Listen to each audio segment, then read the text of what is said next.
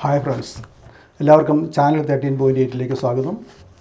ഇന്ന് നമ്മൾ പറയാൻ പോകുന്നത് നമ്മുടെ പൗരാണിക ഭാരതത്തിലെ ചില പുസ്തകങ്ങളെക്കുറിച്ചാണ് പറയുന്നത്. പൗരാണിക ഭാരതത്തിൽ പുസ്തകങ്ങൾ ഉണ്ടായിരുന്നോ എന്ന് ചോദിച്ചാൽ നമ്മുടെ മനസ്സിൽ ആദ്യം വരിക ഇന്ത്യയുടെ ഇതിഹാസങ്ങളെന്ന് ചോദിച്ചാൽ നമ്മൾ പറയും രാമായണമാണ്, മഹാഭാരതമാണ്, ഭഗവത്ഗീതയാണെന്നൊക്കെ പറയും. പക്ഷേ ആ പുസ്തകത്തിൻ്റെയൊക്കെ പഴക്കം എത്രയുണ്ട്, അതിനു മുമ്പ് പുസ്തകങ്ങളൊന്നും എഴുതിയിട്ടില്ലേ എന്നാണ് നമ്മൾ ഇന്ന് അന്വേഷിക്കുന്നത്. ഇന്നത്തെ കാലത്തൊരു എക്സാമിനേഷൻ തന്നെ ഒരു ക്വസ്റ്റ്യൻ ചോദിക്കുക, നമ്മുടെ ഇതിഹാസത്തിൻ്റെ പേരെന്താണ്. അപ്പോൾ അതിനകത്ത് ഓപ്ഷൻ കൊടുക്കുക. രാമായണം എന്നുണ്ടായ രാമായണം എഴുതിയാൽ മാത്രമേ മാർക്ക് കിട്ടുള്ളൂ, അല്ലെങ്കിൽ മഹാഭാരതം ഉണ്ട് മഹാഭാരതം എഴുതിയാൽ മാത്രമേ മാർക്ക് കിട്ടുള്ളൂ. വേറെ ഏതെങ്കിലും മറ്റ് ഓപ്ഷനിൽ 3 ഓപ്ഷൻ 4 ഓപ്ഷനിലെ മറ്റേതെങ്കിലും പുസ്തകത്തിൻ്റെ പേര് എഴുതിയാൽ നമുക്ക് മാർക്ക് കിട്ടത്തില്ല. അങ്ങനെ ഒരു അവസ്ഥയാണ് ഇന്ന്. കാരണം രാമായണമാണ് നമ്മുടെ ഇതിഹാസം, മഹാഭാരതമാണ് നമ്മുടെ ഇതിഹാസം, അല്ലെങ്കിൽ നമ്മുടെ വിശുദ്ധ ഗ്രന്ഥം അത് ഭഗവത്ഗീതയാണ് എന്ന ഒരു ധാരണ, ഒരു വ്യാപകമായ ധാരണ നമ്മുടെ എല്ലാം മനസ്സിലുണ്ട്. നമ്മളെല്ലാം അങ്ങനെയാണ് ധരിച്ചിരിക്കുന്നത്, അല്ലേ? എന്നാൽ ഇതിനു മുമ്പും പുസ്തകങ്ങളുണ്ടായിരുന്നോ എന്നുള്ള ഒരു അന്വേഷണത്തിലാണ് നമ്മൾ ഇരിക്കുന്നത്. അപ്പോൾ ഈ രാമായണത്തിൻ്റെ പഴക്കം ചോദിച്ചാൽ അവർ പറയാം മിനിമം ഒരു 5000 വർഷം പഴക്കമുണ്ടെന്ന് പറയാം. മിനിമം 5000 വർഷം.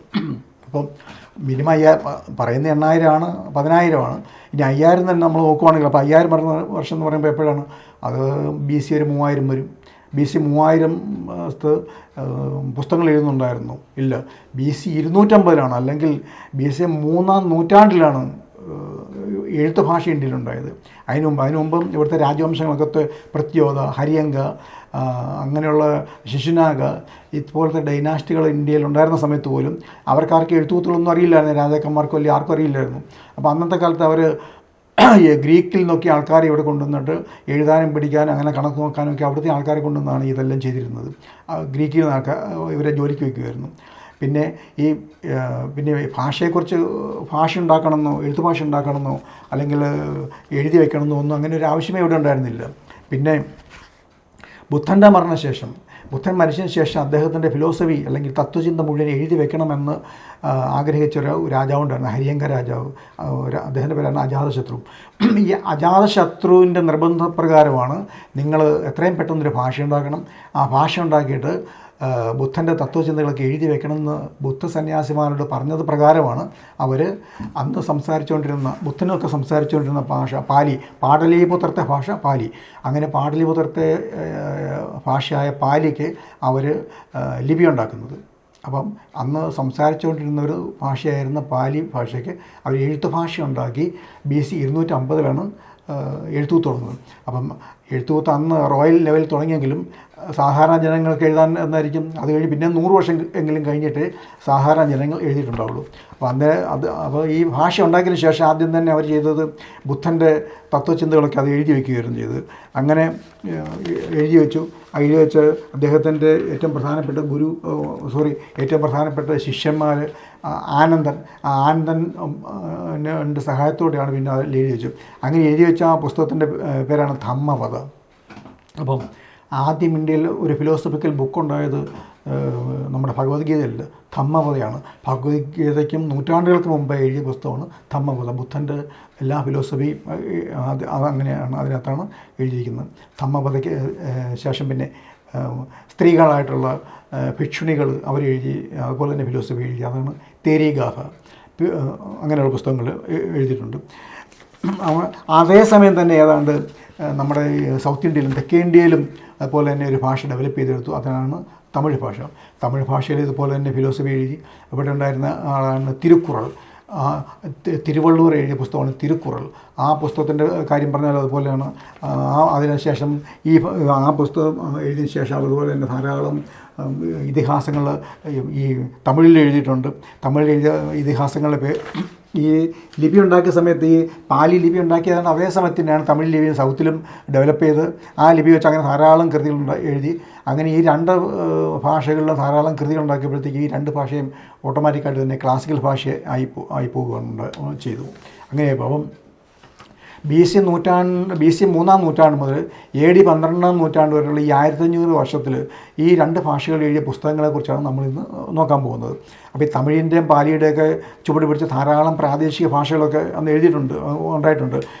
ഒരു ഭാഷയ്ക്ക് ലിപി ഉണ്ടാക്കിയപ്പോഴത്തേക്ക് ഏതാണ്ട് അതോട് വെച്ച് അതിനോട് സാമ്യമുള്ള ലിപികളുണ്ടാക്കി മറ്റ് ഭാഷകളുണ്ടാക്കി. അങ്ങനെ ഉണ്ടാക്കിയ ഭാഷകളൊക്കെയാണ് തമ്മലിപി, മൈഥിലി, മഗധി, അവധി, സാച്ചി, പൈശാചി. അവധി ഭാഷ എന്ന് പറഞ്ഞാൽ ആദ്യം ഈ രാമായണം എഴുതിയത് അവധി ഭാഷയിലാണ്. അതുപോലെ പാണ്ഡു, മോദി, കുഷ, അഭീര, തെലുങ്ക് പ്രാകൃത്, ഗ്രന്ഥ, നാഗരി, സിദ്ധമാത്രിക, പുലുണ്ട, ഓഡിയോൺ, ചൂലികപ്പൈ, ഭോജ്പൂരി, മാനവ്യാനി, ഗാന്ധാരി, തമിഴ്, പാലി, ഇങ്ങനെ.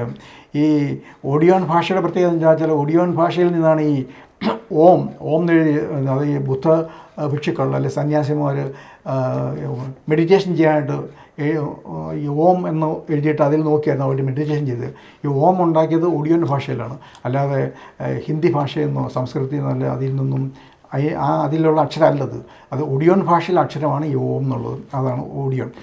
അപ്പോൾ ഇങ്ങനെ ധാരാളം ലാംഗ്വേജുകൾ, ലോക്കൽ ലാംഗ്വേജുകൾ, പ്രാദേശികമായ ഭാഷകളൊക്കെ ഇവിടെ ഡെവലപ്പ് ചെയ്തിട്ടുണ്ട്. ഈ പാലിക്കും തമിഴിന് ചുവട് പിടിച്ചുണ്ടാക്കിയിട്ടുണ്ട്. അപ്പോൾ 13-ാം നൂറ്റാണ്ട് മുമ്പുള്ള നമ്മുടെ പൂർവികർ വായിച്ചറിഞ്ഞ പുസ്തകങ്ങളെക്കുറിച്ച് നമ്മൾ പറയുന്നത്.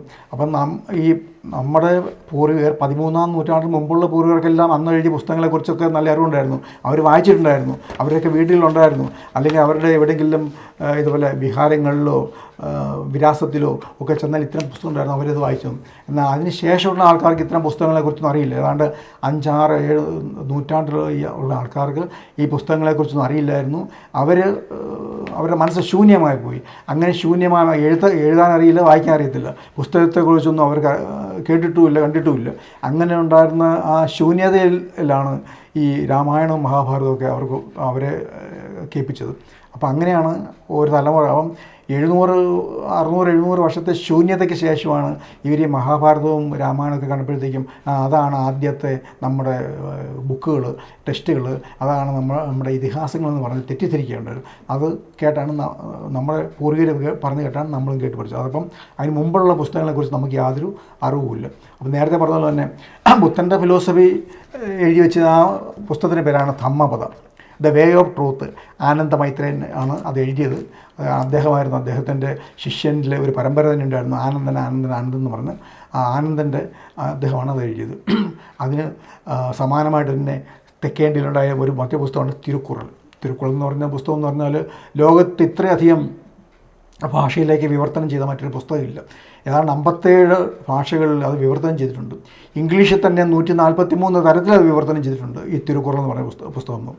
അതിനുശേഷം പിന്നെ അത് ആദ്യത്തെ ഫിലോസഫിയാണ്. ഇന്ത്യയിൽ ആദ്യം ഉണ്ടായ ഫിലോസഫി ഏതാണെന്ന് ചോദിച്ചാൽ അത് ധമ്മപദയാണ്, തെക്ക് തിരുക്കുറളാണ് എന്ന് നമുക്ക് പറയാം. അതിന് മുമ്പ് മറ്റ് ഒരു ഫിലോസഫി ഇന്ത്യയിൽ ഉണ്ടായിട്ടില്ല, അല്ലെങ്കിൽ ഒരു ഹോളി ബുക്സ് ഉണ്ടായിട്ടില്ല. അതിനുശേഷം പിന്നെ നമ്മുടെ ആദ്യ കവിയെക്കുറിച്ച് നമ്മളെന്ന് പറയുന്നത്, നമ്മുടെ ആദ്യ കവി നമ്മൾ ചോദിച്ചാൽ പറയും വാൽമീകി എന്ന് പറയും. എന്നാൽ അതല്ല, അതിനും മുമ്പുണ്ടായിരുന്നു. അദ്ദേഹത്തിൻ്റെ പേരാണ് അശ്വഘോഷ്. അദ്ദേഹം എഴുതിയ പുസ്തകങ്ങളെല്ലാം എപ്പീക്കുകളായിരുന്നു. അതിൻ്റെ പേരാണ് സൗന്ദരാനന്ദ, ബുദ്ധചരിത, സാരിപുത്ര പ്രകരൻ. ഈ 3 എപ്പീക്കുകളാണ് ഇതെല്ലാം പോയംസ് ആയിരുന്നു. അതുകൊണ്ട് ആദ്യ കവി എന്ന് ചോദിച്ചാൽ അശ്വഘോഷായിരുന്നു. അശ്വഘോഷ് എന്ന് പറഞ്ഞാൽ അദ്ദേഹം ആരായിരുന്നു? ഈ കുഷാൻ രാജവംശത്തിലെ കനിഷ്കൻ്റെ കൊട്ടാരത്തിലായിരുന്നു അദ്ദേഹം ജീവിച്ചിരുന്നത്. ആ കാലഘട്ടത്തിലാണ് അദ്ദേഹം ജീവിച്ചിരുന്നത്. കനിഷ്കൻ്റെ കൊട്ടാരത്തിലായിരുന്നു ഈ അശ്വഘോഷ് കവി. അശ്വഘോഷ് മാത്രമല്ല, അന്നായിരുന്നു ഈ പാണിനി ജീവിച്ചിരുന്നു. പാണിനി ഒരു പുസ്തകം എഴുതി. ആ പുസ്തകം ഇത് പാലി ഭാഷയുടെ ഗ്രാമറാണ്.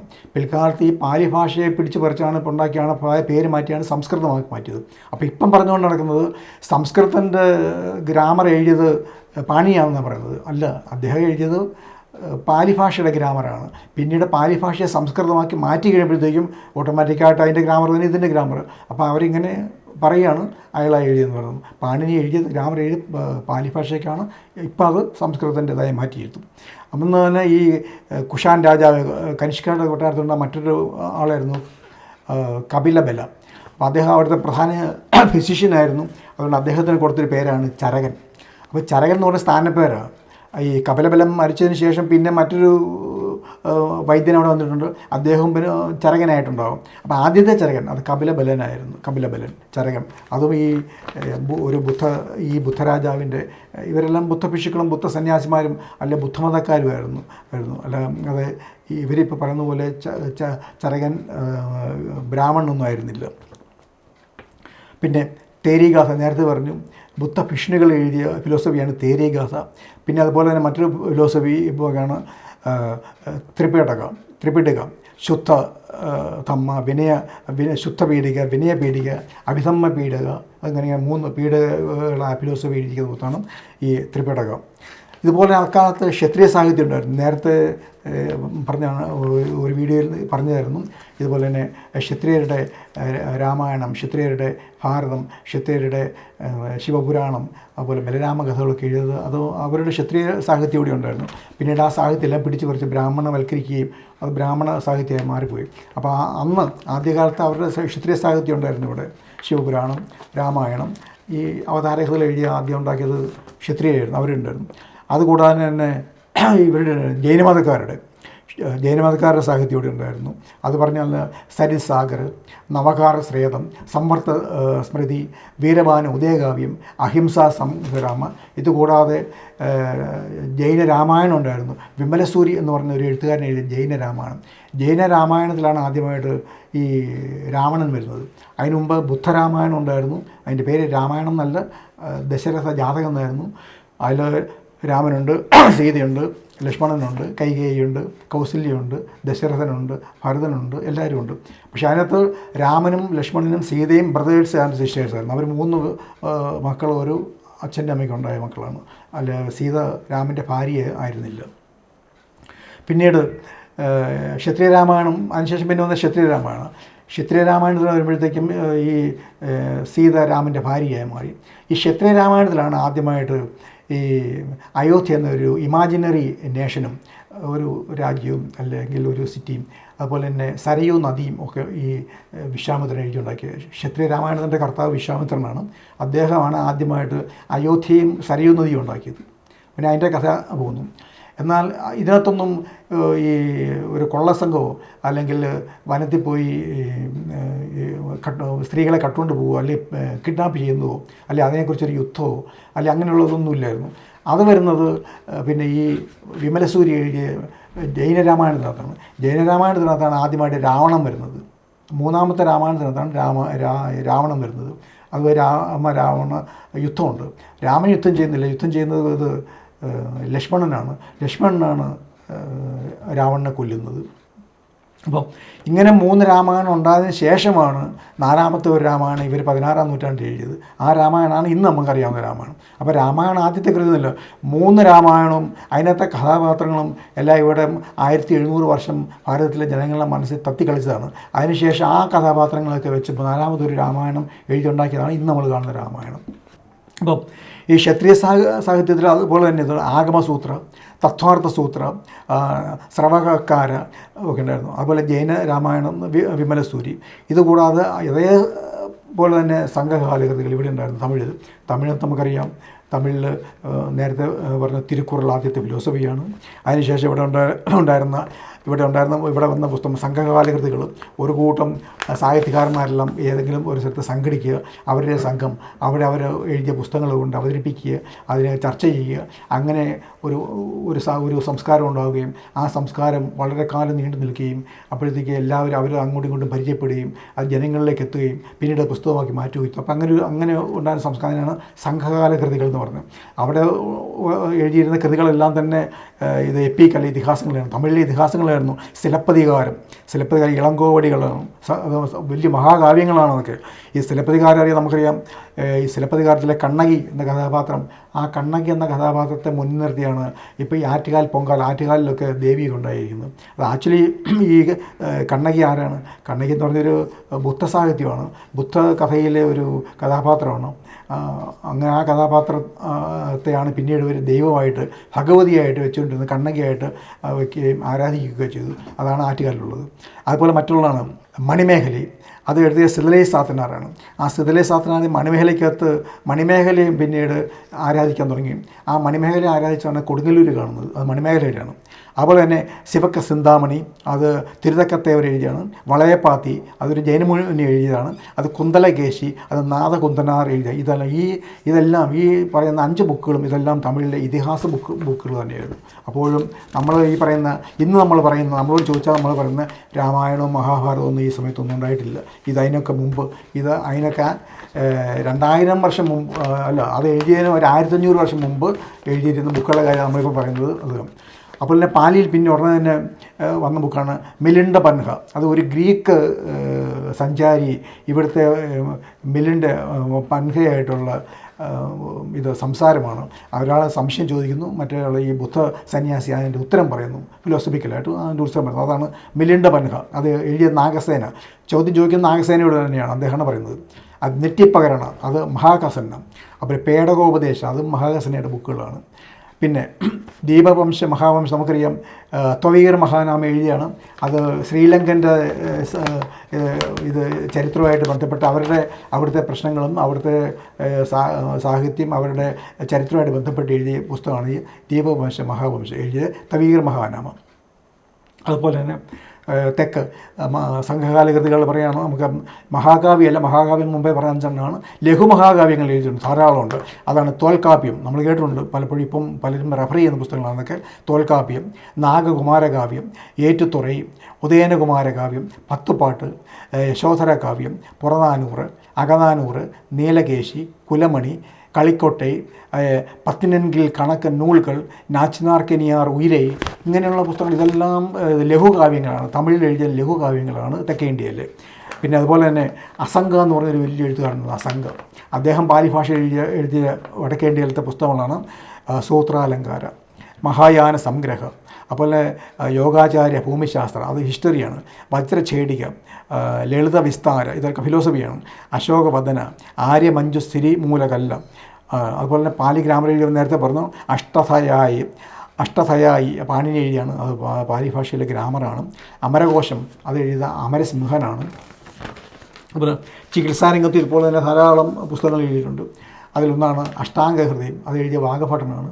അതുപോലെ രാസരത്നാകര, അതായത് ഈ പച്ചമരുന്നുകൾ മാത്രമല്ല മറ്റ് പല മെറ്റൽ പൗഡറും മറ്റ് പല പൗഡർ കൊണ്ടും ഒക്കെ നമുക്ക് പല രോഗത്തിനും ചികിത്സിക്കാൻ പറ്റും എന്ന് തെളിയിച്ച ആളാണ് ഈ നാഗാർജുന. അപ്പോൾ അദ്ദേഹം രാസരത്നാകര, അതായത് കെമിക്കൽ ഉപയോഗിച്ച് ചെയ്യാവുന്ന, അപ്പോൾ ഒരു കെമിസ്ട്രിയുടെ പുസ്തകം അദ്ദേഹമാണ് ആദ്യത്തെ കെമിസ്ട്രിയെ ബേസ് ചെയ്ത് പുസ്തകം എഴുതിയത് നാഗാർജുനൻ. അദ്ദേഹത്തിൻ്റെ മറ്റൊരു പുസ്തകമാണ് ഉത്തരതന്ത്ര. പിന്നെ അതുപോലെ തന്നെ നാഗാർജുന ഫിലോസഫിക്കലായിട്ട് ധാരാളം പുസ്തകങ്ങളുണ്ട്. അതിലൊന്നാണ് മാധ്യമിക സൂത്രാലങ്കാര, സുലേഖ, സ്വധർമ്മ പുണ്ടരിക, മാധ്യമിക സിദ്ധാന്ത, പ്രജ്ഞപരമിത്രകാരിക, മാധ്യമകാരിക, ഇതെല്ലാം ഈ നാഗാർജുനയുടെ മറ്റ് ഫിലോസഫിക്കൽ ബുക്കാണ്. മറ്റൊരു പ്രശസ്ത എഴുത്തുകാരനാണ് വസുബന്ധു. അദ്ദേഹത്തിൻ്റെ പുസ്തകമാണ് അഭിധമ്മകോശ, മഹായാന സംഗ്രഹം. അപ്പം ധാരാളം പോയം, നമ്മൾ ആദ്യത്തെ അശ്വഘോഷിൻ്റെ പോയം പറഞ്ഞു, അതുകൂടാതെ തന്നെ പോയം എഴുതിയ ധാരാളം ആൾക്കാരുണ്ട്. അതിലൊന്നാണ് ബുദ്ധഘോഷ. അദ്ദേഹത്തിൻ്റെ വിശുദ്ധിമഗ്ഗ, സുമംഗൽവാസിനി, ആട്ടക്കഥയാൻ, സാമന്ത പസതിക.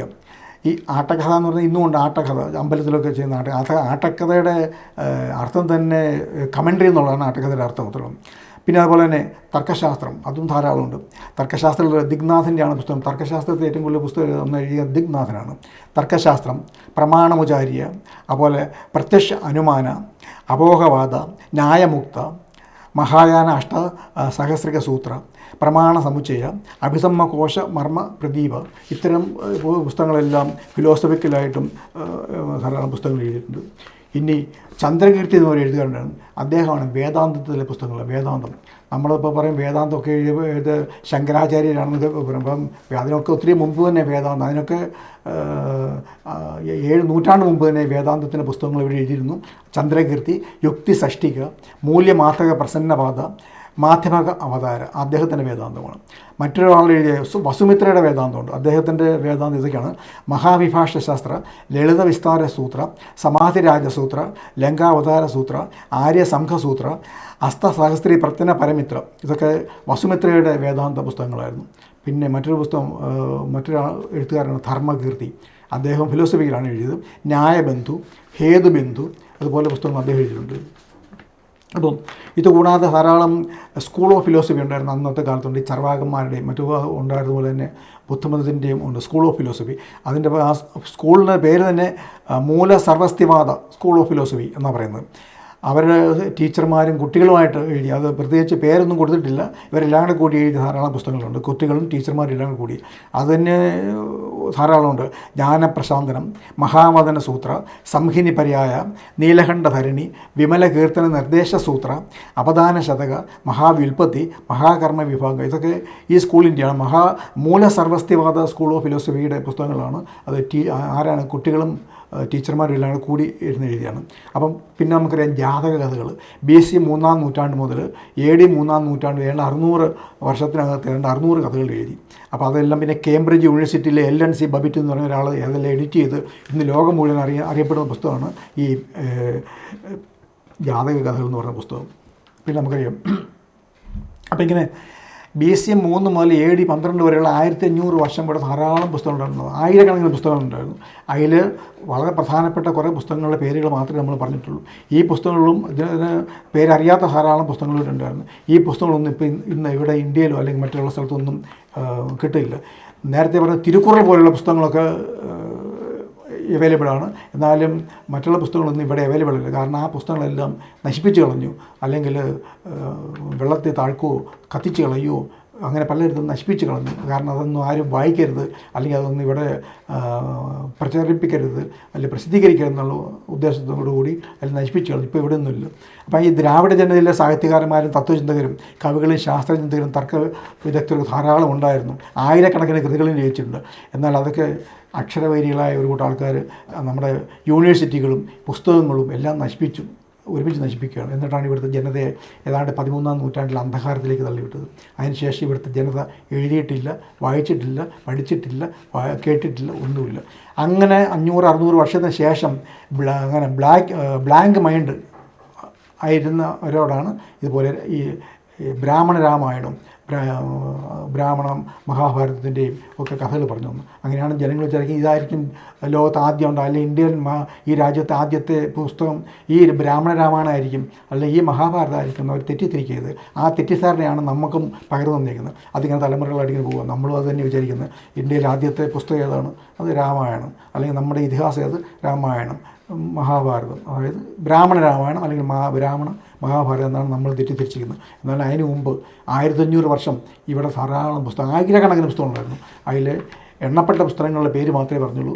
ഈ പുസ്തകങ്ങളിപ്പോൾ ആർക്കെങ്കിലും അന്വേഷിച്ച് കണ്ടുപിടിക്കണമെങ്കിൽ അല്ലെങ്കിൽ ഇതൊക്കെ റെഫർ ചെയ്യണമെങ്കിൽ ഇത് ഇന്ന് വിദേശത്ത് ചില യൂണിവേഴ്സിറ്റിയിൽ ഈ പുസ്തകങ്ങളൊക്കെ സൂക്ഷിച്ചിട്ടുണ്ട്. കാരണം പല ആൾക്കാരും ഇവിടെ നശിപ്പിച്ച സമയത്ത് അവരിവിടുന്ന് കടത്തിക്കൊണ്ട് പോയി അവിടെയൊക്കെ സൂക്ഷിച്ചിട്ടുണ്ട്.